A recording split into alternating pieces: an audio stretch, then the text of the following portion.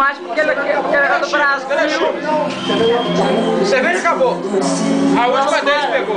E a vambora. Em casa tem? O pessoal vai querer ir embora pra casa. Cala a boca, tem não. É feio. Uai, você vai querer ir pra casa? Você não dá pra você dormir não, você tem? Você quer? Não, minha casa. Você vai embora hoje não? Você vai embora hoje?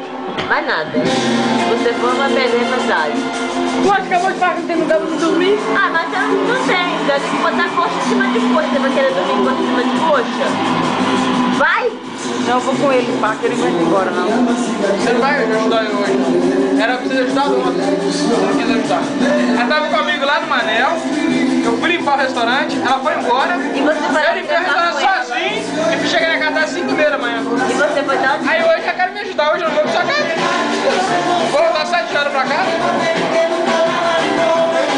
Era pra você ter ficado outro. Eu falei que você faz tudo errado ao seu favor. Não, não tô querendo te ajudar pra meu favor. Eu tô achando que você não tá bem, mas já que você disse que tá bem, tô agora na balde. Vem.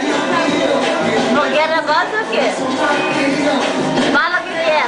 Quer tudo. Fogueira gosta. Jogar na balde.